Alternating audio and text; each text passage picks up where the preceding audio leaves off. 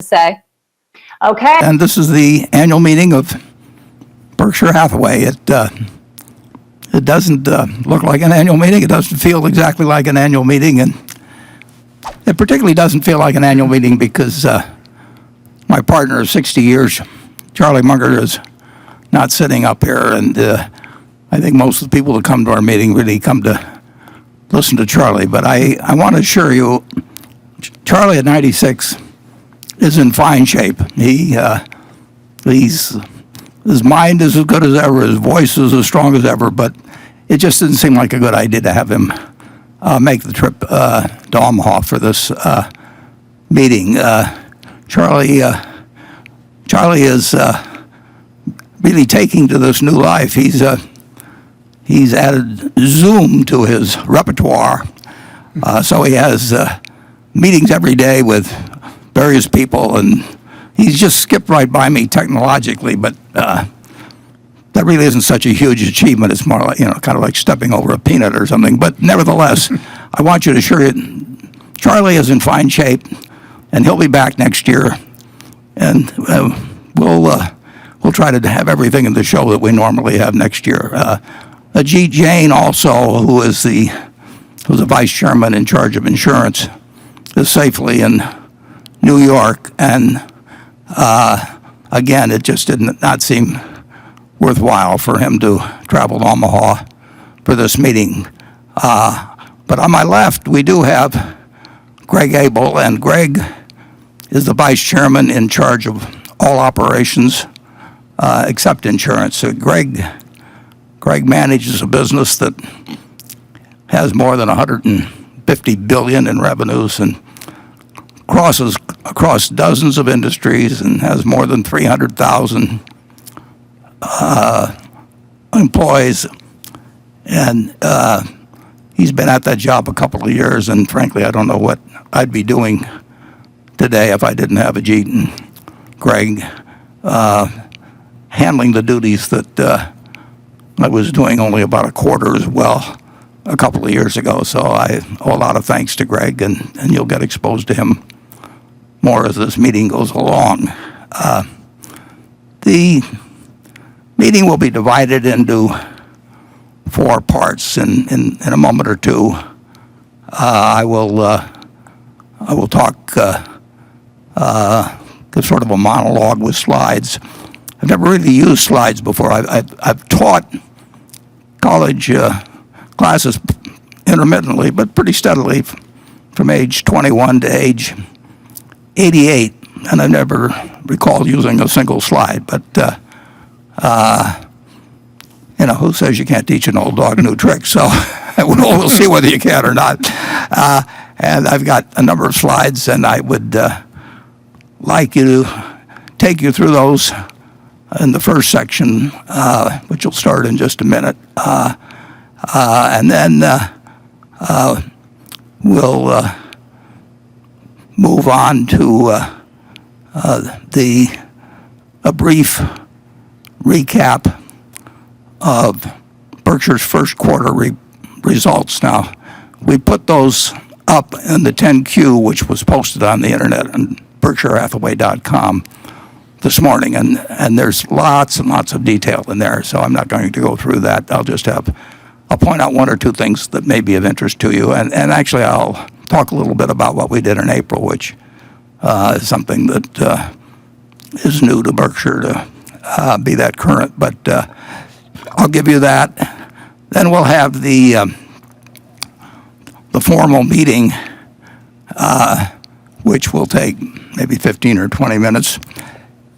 And from there, we'll go to Becky Quick, who for a couple of hours will grill me and Greg on questions she's selected from a huge batch that I'm told she's received.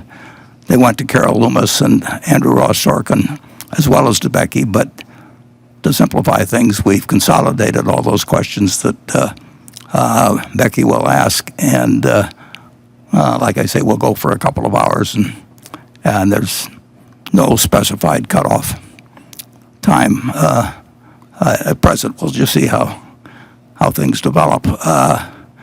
What's, of course, on everybody's mind the last 2 months or so is, what's going to be the situation in terms of health in the United States, and what's going to be the situation in terms of the economy in the United States in the months and perhaps the years to come. And I don't really have anything to add to your knowledge on health. In school, I did okay in accounting, but I was a disaster in biology. And I'm learning about these various matters the same way you are. And I think, personally, I feel extraordinarily good about being able to listen to Dr. Fauci, who I never heard of a year ago. But I think we're very, very fortunate as a country to have somebody at 79 years of age who appears to be able to work 24 hours a day and keep a good humor about him and communicate in a very, very straightforward matter about fairly complex subjects, and tell you when he knows something and when he doesn't know something. So I'm not going to talk about any political figures at all, or politics generally this afternoon, but I do feel that I owe a huge debt of gratitude to Dr. Fauci for educating and informing me, actually along with my friend Bill Gates too, as to what's going on. And I know I get it from a straight shooter when I get it from either one of those. So thank you, Dr. Fauci.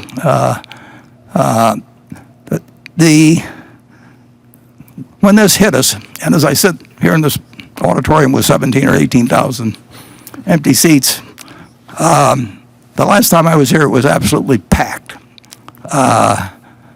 Creighton was playing Villanova, and there were 17 or 18,000, whatever it holds. It was full.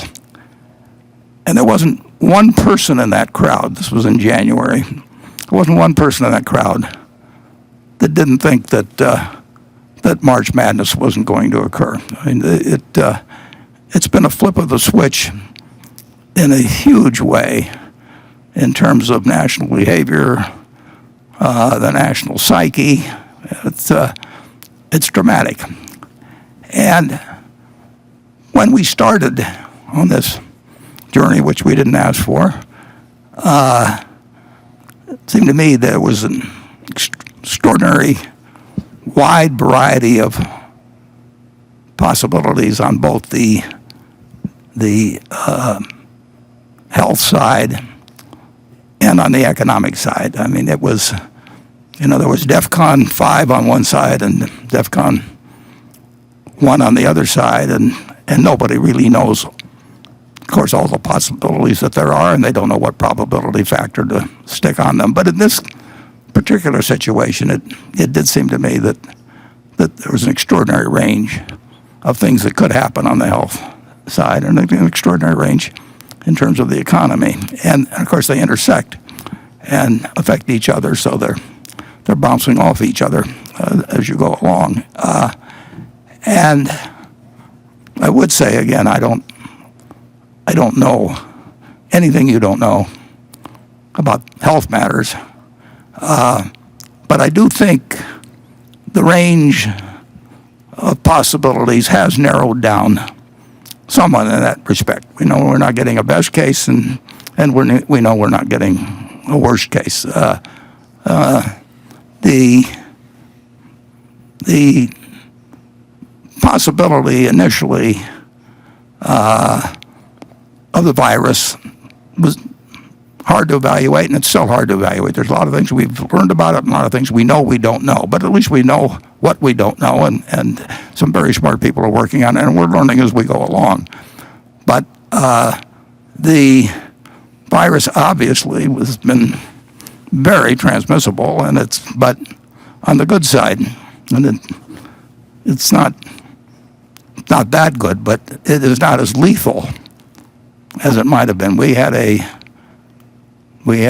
Spanish flu in 1918, and my dad and 4 siblings and his parents went through it, and they have a terrific story in the March 15th edition of the Omaha World Herald that you can go to omaha.com and look up.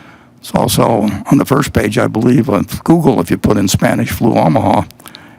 And during that particular time, in maybe 4 months or so, Omaha had 974, I believe, deaths. And that was 0.5% of the population. And that figure wasn't greatly different than around the country. So if you think of 0.5% of the population now, you're talking 1.7 million or thereabouts people. And unfortunately, in terms of the worst case, this does not appear to,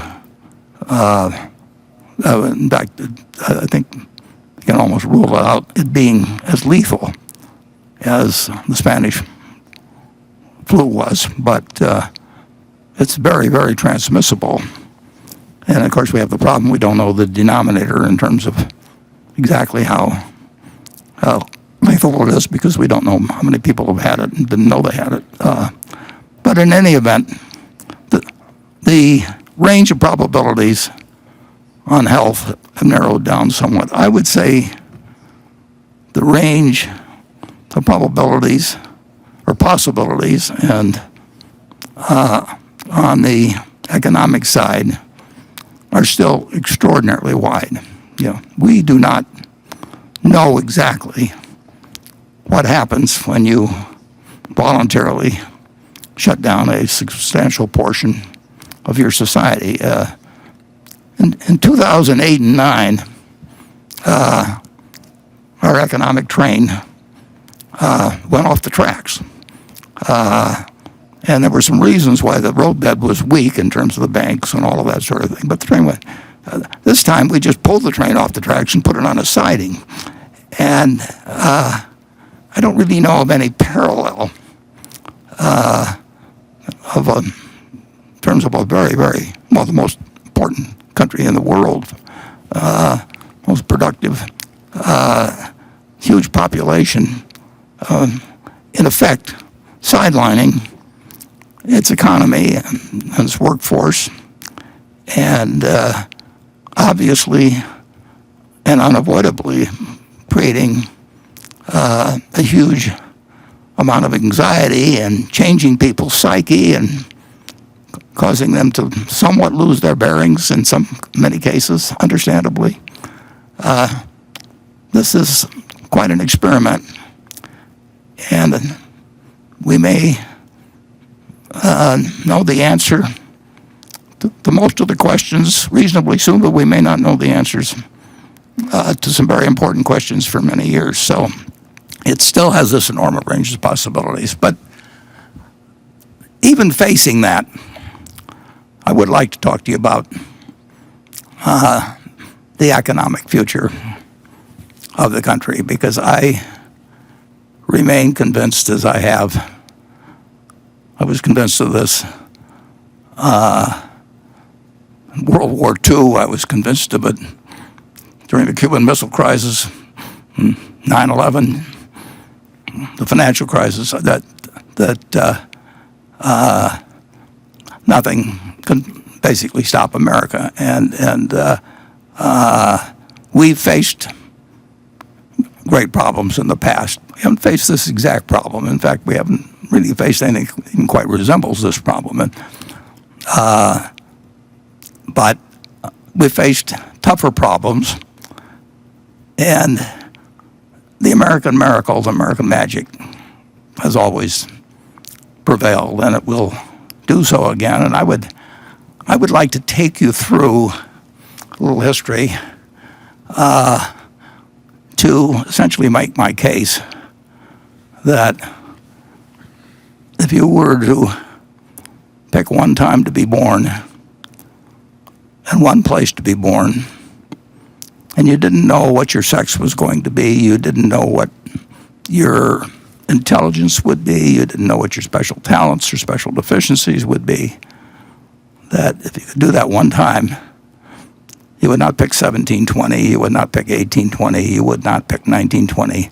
You'd pick today, and you would pick America. And of course, the interesting thing about it is that ever since America was organized in 1789, when George Washington took the oath of office, people have wanted to come here. Can you imagine that? You know, for 231 years, there's always been people that have wanted to come here. Now, my friend, I think has jumped the gun just a shade on putting up slide one, but I'm going to call from some slides as we go along. But the interesting thing about this country is what is on slide one. Let's put it up. And this is an extraordinarily young country. Now, I'm comparing it to a couple of guys that are pretty old, but when you think about the fact that my age, Charlie's age, or our life experience, and then we'll throw in this young guy over here, Greg Abel, and if our life experiences combined exceed the life of the United States, we are a very, very young country. But what we've accomplished is miraculous. Now, just think of this little spot in history. And if we'll go to slide 2, I've tried to estimate. Well, let's go back and we stay with slide 2. But the population in 1790, we had 3.9 million people here. Incidentally, when you look up census figures, you find out that they had a big fire in the Department of Commerce building in 1921, so they lost a lot of the census records. So these are not quite as, there's some things where there's a few gaps. But there were 3.9 million people in the United States. And actually, I've got 0.6 million. It's closer to 0.7 million. There were 700,000 of those people were slaves at the time. But those 3.9 million people were 1/2 of the population of the planet. And if you'd asked any of those 3.9 million people, any of them, to imagine what life would be like 231 years later, even the most optimistic person, and they could have been drinking heavily and even had a little pot, and they still could not in their wildest dreams have thought that in 3 lifetimes, Charlie's, mine, and Greg's, that in that period, you would be looking at a country with 280 million vehicles shuffling around its roads. Airplanes, maybe not today so much, but they'll be back again. And they were flying people at 40,000 feet, coast to coast in 5 hours. That great universities would exist in one state after another, great hospital systems, and entertainment would be delivered to people in a way nobody could have dreamt of in 1790. This country, in 231 years, has exceeded anybody's dreams. I went to the internet and trying to prepare for this, and I tried, if you'll move to the next slide, I tried to find out what was the wealth of the country in 1789, our starting point. And I punched in United States wealth. I tried 1789, I tried 1790. I thought it might be a little easier in terms of a round year. And I think 4 million or so references came up. And I didn't look at all 4 million, but I can tell you the data collection in those early days on many fronts was not anything like today. You really can't find what I would consider reliable figures. You can find out how many mules there were in the country and a few things like that, and trying to add them up. But in real estate, when you're looking at houses or apartment houses or office buildings, that they're each slightly different than each other, but they look to comparable sales. So it's hard to find a lot of countries that have been sold where the wealth has been estimated. But it was interesting to go back and think about the fact that in 1803, we purchased for $15 million. We made the Louisiana Purchase. Now that's a little later than 1789, but that's the best comp, as they say in real estate. That's the best comp we could find for land mass anyway. And when we made that purchase, that was equal, incidentally, to about a quarter, about 800,000 plus square miles. But it was about a quarter of what the lower 48 states now contain. So we bought about a quarter of the lower 48 for this $15 million back in 1803.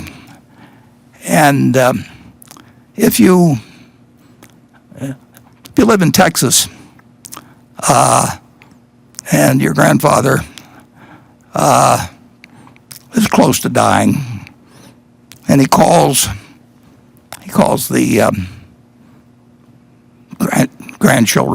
children around him, and in his final words, he always says, "Don't sell the mineral rights." Well, the French sold us the mineral rights on that $15 million deal as well. So we got that whole strip there. We got all of Kansas and essentially all of Oklahoma, and they produced 21 billion barrels of oil for us and a lot of natural gas since the purchase.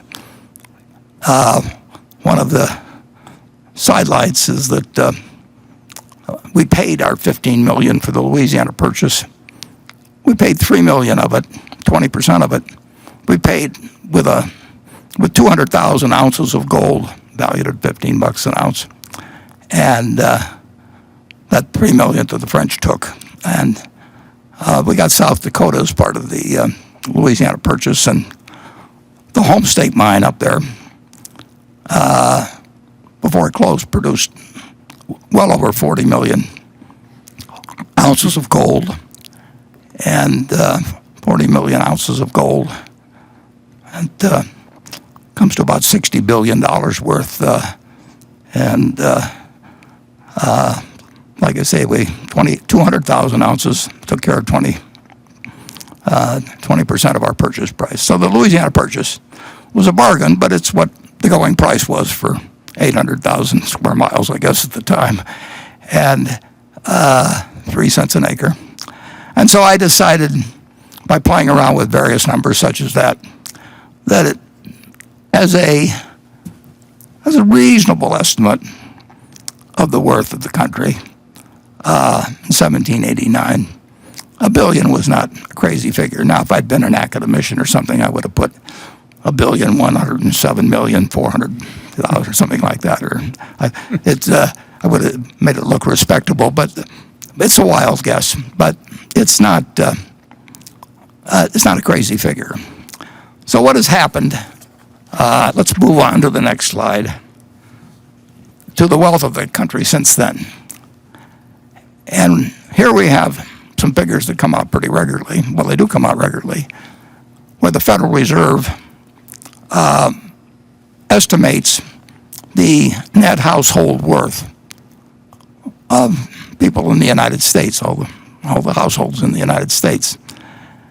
And you can look these up, and you'll see that there's 30 trillion of stocks, and I think maybe single-family homes. There's 82 million or so owner-occupied single families, and maybe 45 million rental apartments, and so on. So you start adding all these up, and the Federal Reserve tells us, and I invite you to look at the data. It's kind of interesting that we now in the United States, 231 years later, we have 100 trillion. We have more than 100 trillion of household wealth, even though the stock market's gone down somewhat since the last quarterly report. So you say, well, we've had a lot of inflation and everything. We actually, in the United States, for the first half of our existence, roughly, we didn't really have that much inflation. We had inflationary periods and deflationary periods, but the general price level did not change that dramatically. But I will assume again for this calculation that there's been 20-for-1 inflation. It's way less than that in many commodities, but it's very hard to measure and talk about equivalent benefits from different kinds of products and so on, and costs. But I think it's reasonable to say that the United States, in real terms, has increased in wealth.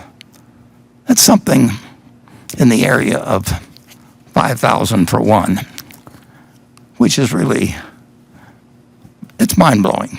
5,000 for one in real terms in a country that had 0.5% had a bunch of raw land. But a vision that to accomplish that in 231 years, there's just no denying that's beyond what anybody could have dreamt earlier. But it was not done, and this is important, because we've now hit a bump in the road. It was not done without some very, very serious bumps in the road. It was not 231 years of steady progress. And matter of fact, we had been in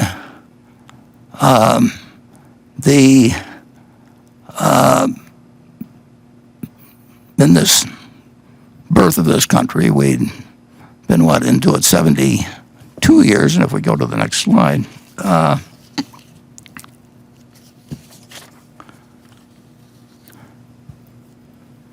1861, we now had about 31 million people. With the 1960 census showed around 31 million people or thereabouts in the country, and 4 million of them were slaves, and we had never really resolved the very much unfinished business of what was involved in compromises in 1789, and we'll have more to say about that later. But we had something that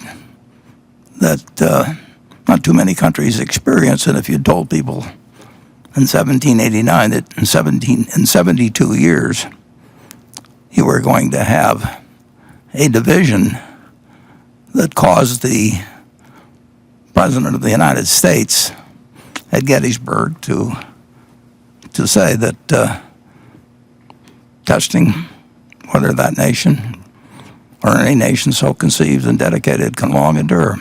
Imagine the President of the United States wondering aloud whether the country that he was presiding over could long endure. Only 72 years, or 74 years at Gettysburg, had taken place. So while this marvelous dream was being played out, roughly a third of the way through it, we faced this really moment of decision, and we entered into a contest that If we'll go to the next slide, I made an estimate that literally killed roughly 6% of the males in the country who were between 18 and 60. I'm assuming that there were more than 600,000 deaths in the war, and I think it's a reasonable estimate that 18 to 60 group was males were by far the great proportion. So imagine 6% of your working prime age males in the country are wiped out in 4 years. So when we look at the progress of this country and we think of our own problems now, I just ask you to ponder, and we'll move to the next slide. That would be equivalent today to having 4 billion males in that same age group similarly wiped out. So that was one incredible interruption which this country nevertheless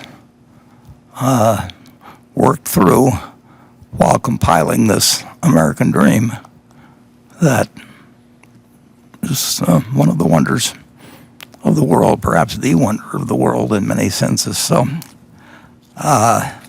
let's move on to another crisis of a different sort that hit the country. And this, of course, is the 1929 crash, which led to the Great Depression. And here, the Dow Jones average, which we'll use through this, at that time, that's the one everybody paid attention to. Actually, the second most important average at that time, if you look at the papers, was the New York Times average, which has disappeared. And, of course, the Standard & Poor's has probably regarded as a superior yardstick. But the Dow Jones is a perfectly adequate yardstick. And on September 3rd, 1929, the Dow Jones average closed at 381.17, and people were very happy, and buying stocks on margin had worked wonderfully. And the Roaring '20s had a good feeling to it with the auto coming of age and the day of air travel coming along and all kinds of new appliances and the telephone getting wider use, believe it or not. It hadn't really caught on that much prior thereto, but the movies were coming on. It was a happy place. And then, of course, if we'll move to the next slide, we'll look at what happened in the couple of months after September 3rd. And the Dow Jones average almost got cut in half. And that was pretty impressive until we had this recent situation where in a shorter period of time, we lost about a third. But the crash, and there's a great book about it called The Great Crash by John Kenneth Galbraith. Let me interject one little plug here. There's a small business in Omaha. I hate what truncating this meeting or changing it so dramatically has done to many of the businesses in Omaha, because I think small businesses were the beneficiaries of a really, they got a lot of business with the Berkshire meeting, and they're going to get it in the future, but they suffered during a period like this, and they just had a story about the bookworm. Well, the bookworm, if you buy any books that come out of anything I recommend, think about, just put in bookworm in Omaha, and The Great Crash is a wonderful book, and John Galbraith describes it. But I would like to get into a bit of a personal note, which will have some relevance, not too much, but some relevance to the story of the Great Depression, because in 1929, my dad, who was 26 years of age then, was employed as a security salesman by a local small bank. And he sold stocks and bonds, but he sold stocks. And when stocks fall 48%, and you were selling them to people a few months ago, you really don't feel like going out and facing those same people. So I think my dad probably elected to do, as they say now, shelter in place, which means stay at home. And there really wasn't that much in our house. We just had a small yard. It was wintertime anyway. My dad wouldn't have been puttering around the yard anyway, and there really wasn't, television wasn't there, and he and my mother got along very well. So under those conditions, if you'll turn to the next slide, I was born about 9 months later. So, but at that time, I was actually born on August 30th, but the stock market was closed that day, and so I'm using the previous day figures. But it wasn't, I didn't notice at the time that the market was closed, but the stock market had actually recovered over 20% during that 9.5 month period or thereabouts. People did not think in the fall of 1930, they did not think they were in a Great Depression. They thought it was a recession, very much like had occurred at least a dozen times, although not always when stock markets were important. But we'd had many recessions in the United States over the time, and this did not look like it was something dramatically out of the ordinary. And for a while, actually for about 10 days after my birth, that view held on, and the stock market actually managed to go up all of 1 or 2% there in those 10 days. But that's the last day. Well, from that point, if you'll turn to the next slide, the stock market went from a level of 240 to 41, which was a noticeable decline, because if somebody had given me $1,000 on the day I was born and I'd bought stocks with it and bought the Dow average, my $1,000 would have become $170 in less than 2 years. And that is something that none of us ever experienced. That we may have had it with one stock occasionally, but in terms of having a broad range of America marked down 83% in 2 years, and marked down 89% of the peak that was in September 3rd, 1929, was extraordinary. And in that intervening period, less than 1 year after I was born, just slightly less than 1 year, my dad went to the bank where he worked and had his account, and of course, the bank had a sign on it closed, and so he had no job.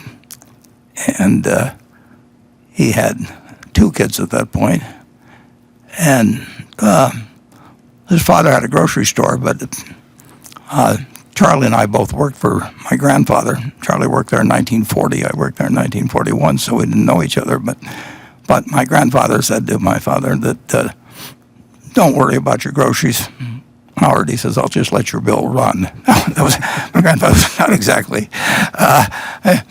He cared about his family, but he wasn't going to go crazy. One of the things as I look back on that period is, and I don't think economists generally like to give it that much of a point of importance, but if we'd had the FDIC 10 years earlier, the FDIC started on January 1st, 1934. It was part of the sweeping legislation that took place when Roosevelt came in. But if we'd had the FDIC, we would have had a much, much different experience, I believe, in the Great Depression. People blame it on Smoot Hawley, and there's all kinds of things, and the margin requirements in '29, and all of those things entered into creating a recession.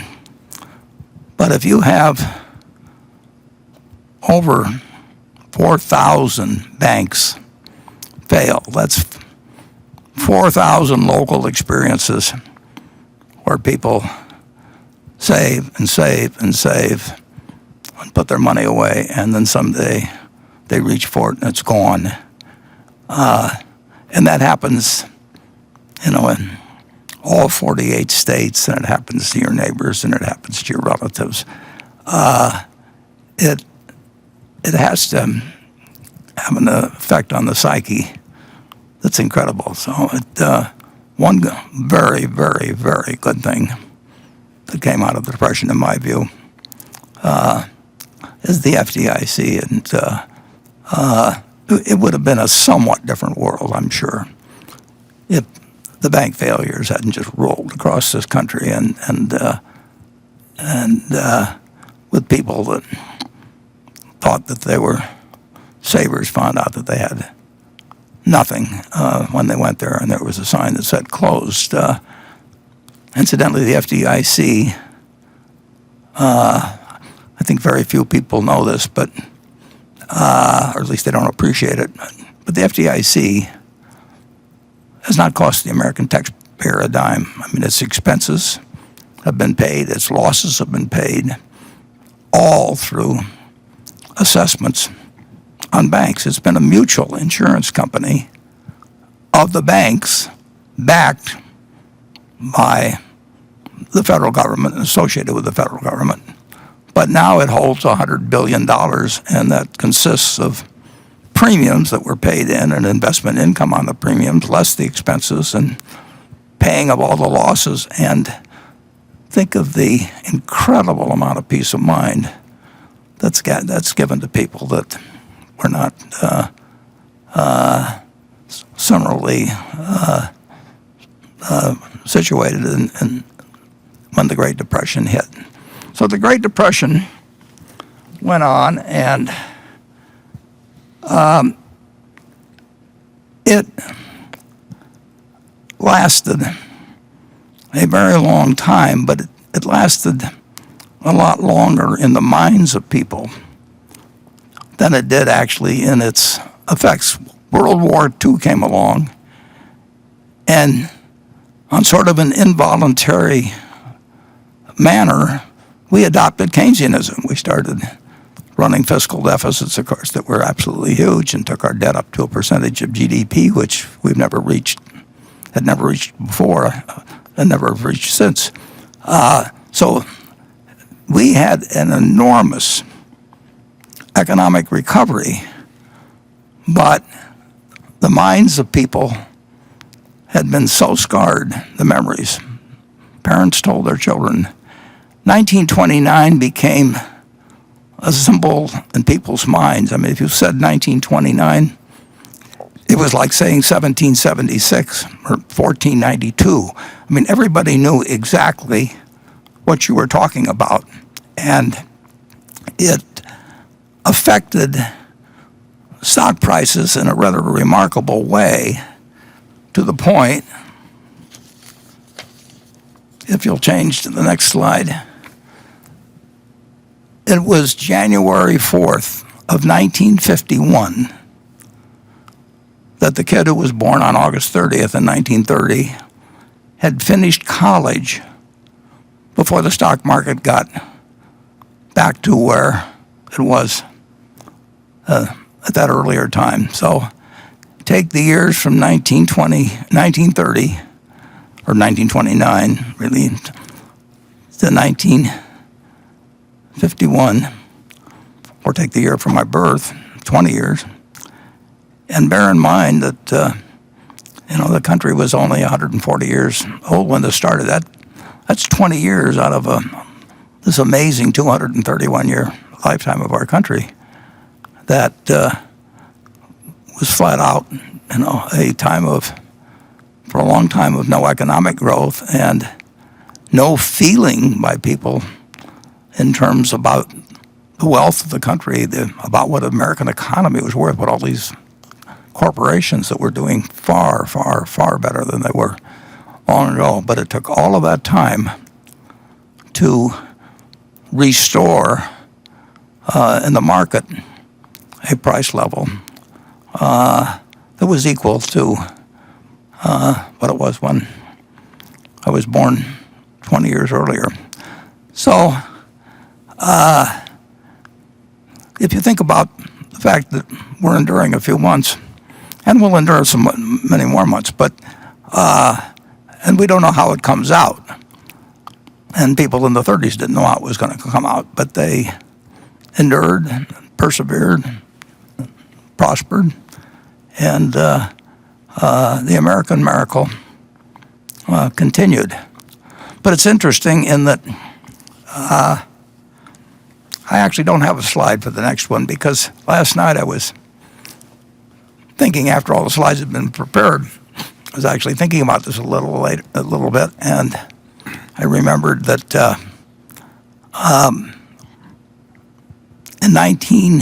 at the start of 1954, the stock market the Dow was only at about 280. And I remember 1954 because it was the best year I ever had in the stock market. And the Dow went from essentially 280 or thereabouts at the start of the year to a little over 400 at the end of the year. And when it went to 400, as soon as when it crossed 381, that famous figure from 1929, when it went to 400, this will be hard for some of you to believe, but everybody wondered, is this 1929 all over again? And that seems a little far-fetched because it was a different country in 1954. But that was the common question, and it actually achieved. It achieved such a level of worry about whether we were about to jump off another cliff, just because the 381 of 1929 had been exceeded, that they held Senator Bill Fulbright of Arkansas, who became very famous later in terms of the Foreign Relations Committee, but he headed the Senate Banking Committee, and he called for a special investigation, and he called it the stock market study. But it really, if you read through it, he really was questioning whether we had built another house of cards again. And on his committee, it's interesting to see the Senate Finance Committee. One of the members was Prescott Bush, the father of George H.W. Bush, and grandfather of George W. Bush, and had some illustrious names. And his committee, in March of 1955, with the Dow at 405, assembled 20 of the best minds in the United States to testify as to whether we were going crazy again, because the market was at 400, the Dow was at 400, and we'd gotten in this incredible trouble before. But that was the mindset of the country. It's incredible. We didn't really believe America was what it was. And my boss, the reason I'm familiar with this 1,000-page book that I have here, I found it last night in the library and everything, was that I was working in New York for one of the 20 people that was called down to testify before Senator Fulbright. And he testified right before Bill Martin, who was running the Federal Reserve, testified, and right after General Wood, who was running shares. testifies here was very, very important then. And Bill Martin, of course, is the fellow that the longest running chairman in the history of the Fed, and he's the one that gave the famous quote about the function of the Fed was to take away the punch bowls just when the party started to get really warmed up. But Ben Graham, my boss, sent me over to the public library in New York and to gather some information for him. Something you could do in 5 minutes with a computer now, and I dug out something, and he went to testify. And on page 545 of this book, I knew where to look. I didn't have to go through it all, but he had the quote which I remember. And I remember because Ben Graham was one of the three smartest people I've met in my life, and he was the dean of people in securities business. He wrote the classic security analysis book in 1934. He wrote the book that changed my life, The Intelligent Investor, in 1949. He was unbelievably smart. And when he testified with the Dow at 404, he had one line in there right toward the start in his written testimony, and he said, the stock market is high, looks high, it is high, but it's not as high as it looks. But he said it is high. And since that time, if we'll turn to the next slide, of course, we felt the American tailwind at full force, and the Dow, well, let's see, when the Dow went down Friday, but when we made the slide, it was about 24,000. So you're looking at a market today that has produced $100 for every dollar. All you did was had to believe in America and just buy a cross section of America. You didn't have to read the Wall Street Journal. You didn't have to look up the price of your stock. You didn't have to pay a lot of money in fees to anybody. You just had to believe that the American miracle was intact. But you'd had this testing period between 1929 and really, certainly 1954 is indicated by what happened when it got back up to 380. You had this testing period, and people really, they'd lost faith to some degree. They just didn't see the potential of what America could do. And we found that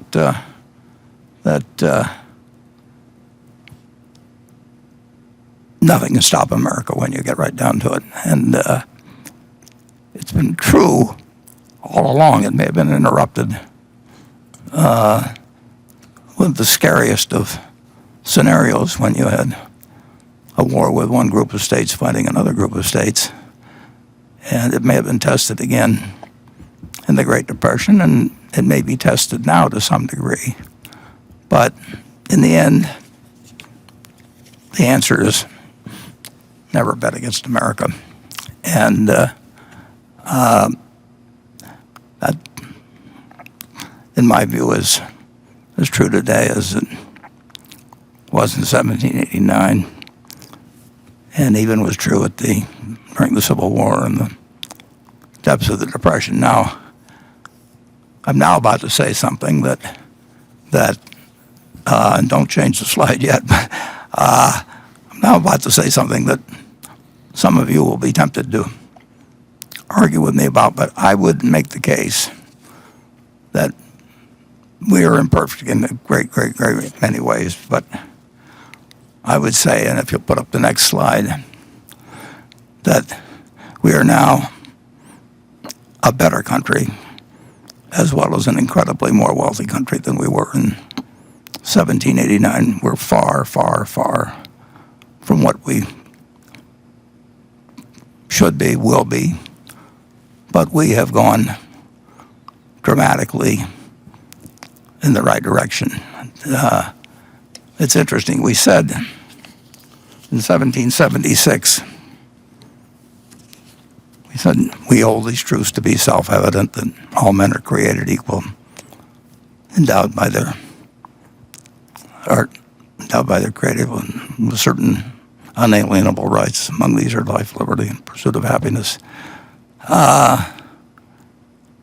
And yet, 14 years later, a year after we really officially began the country in 1789, adopted a constitution,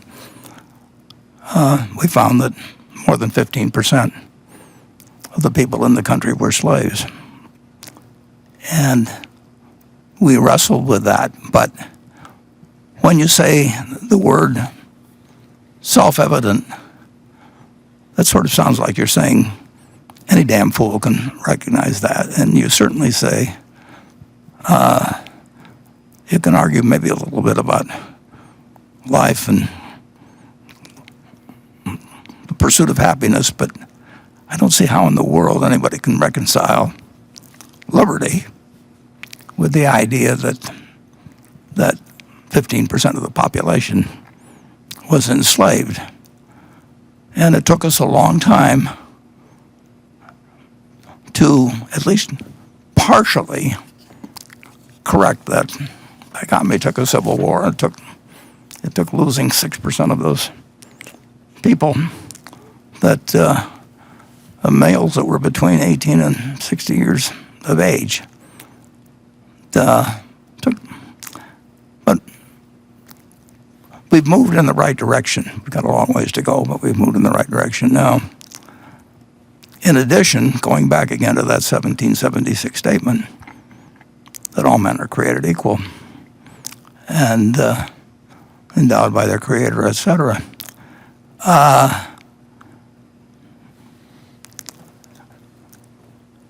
think it was self-evident to the 50% of the population that they were getting a fair deal for over half the lifetime of the country.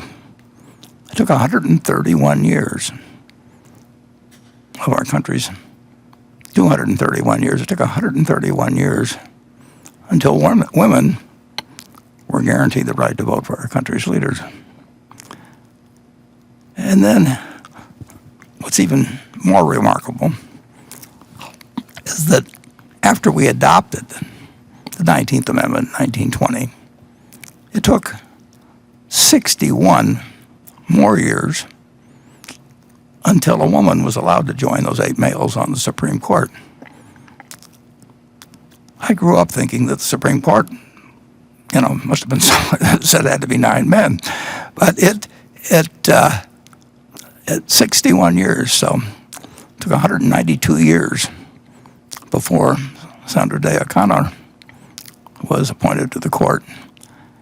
And now you can say that there was a pipeline problem. Half the population may have been women in 1920, but they weren't half the lawyers, or they weren't 10% of the lawyers probably. So you can understand some delay, but 61 years is a long time to go and to pick 33 males in between. If that was entirely by chance, then the odds against that, if you were flipping coins, is about 8 billion to 1. Now, like I said, there was a pipeline problem. But it took us a long, long time. And it's not done yet.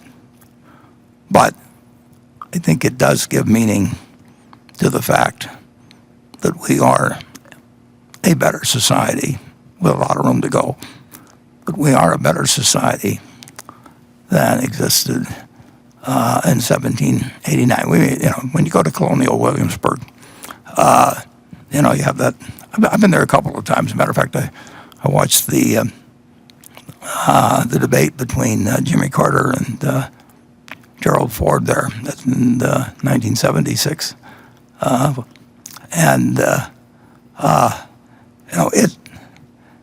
it was not a great time to be black. It was not a great time to be a woman, and both of those categories still have certainly got potential for significant improvement in terms of fulfilling that pledge made in 1776 about how we believe that it's self-evident that all men are created equal. But we have made progress. We are a better society, and we will, as the years go by, If you'll move to the next slide. And I believe that. And I think, let's see if I can get these slides in the proper order here.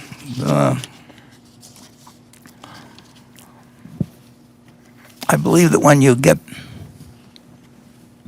through evaluating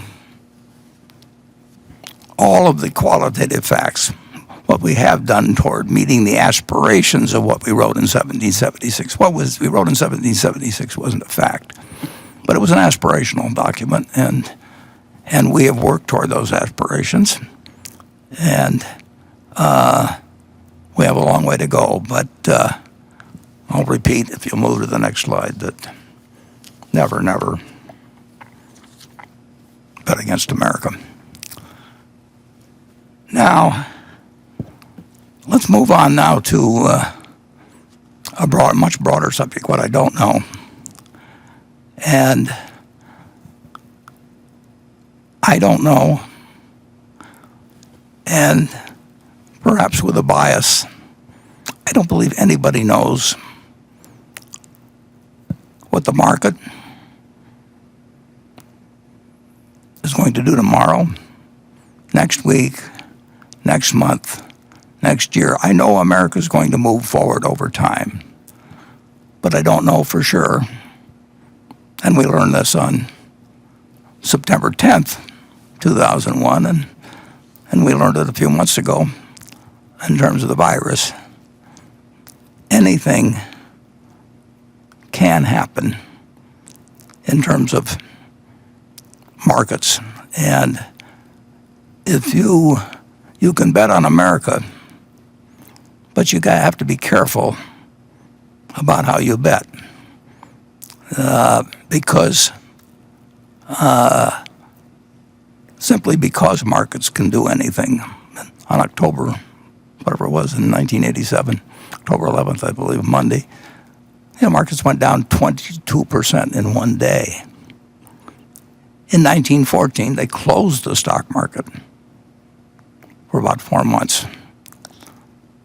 After 9/11, closed the market for 4 days. We hustled to get it going again. But nobody knows what's going to happen tomorrow. So when you bet, I tell you to bet on America, and I tell you that that's what's really gotten me through ever since I bought my first stock when I was 11. I mean, I caught a huge tailwind in America, but it wasn't going to blow in my direction every single day, and you don't know what's going to happen tomorrow. And I would like to, in the context of the present news, point out something you may find kind of interesting. If you go to YouTube, you'll find on June 17th of 2015, 4+ years ago, you'll find Sam Nunn, who's one of the people I admire the most in the United States, in the world, enormous patriot, tremendous senator, and he's carried on thankless work since leaving the Senate, and I'd say heading something called the Nuclear Threat Initiative, which most of you haven't heard of, but I've been slightly involved in it. Sam Nunn founded that. And the Nuclear Threat Initiative is simply organizations that are devoted to trying to reduce the chances of something of a nuclear, chemical, biological, and now cyber nature, from either malevolent or accidental or whatever it may be, from causing deaths to millions of Americans. And among the things, Sam co-founded it, but he's been the heart and soul of the organization subsequently. And they talked about worried about pandemics along with the nuclear threat for decades. And he's participated in war games where they play out various scenarios, including malevolent pandemics that could be appeared on this YouTube presentation. And I'm sure he's been on many others. I just happened to look this one up and talked about the dangers of a pandemic. And anybody should listen to Sam Nunn anytime he talks. So he said at that time, germs don't have borders, which we've certainly learned in the last couple of months. And when I clicked on YouTube, if you'll go to the next, I found out that it had 831 views, and this was only a few days ago. I looked it up, and maybe, I don't know whether most of those views have just been the last few days or the last few months, I should say, because of the interest in pandemics. But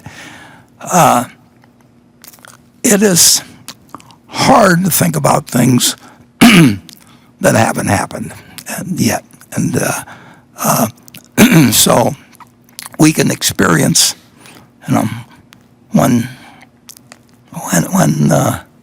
something like the current pandemic happens, it's hard to factor that in, and that's why you never want to use borrowed money, and at least in my view, in margin to buy into investments. And we run Berkshire that way. We run it so that we literally try to think of the worst case of not only just one thing going wrong, but other things going wrong at the same time, maybe partly caused by the first, but maybe independent even of the first. And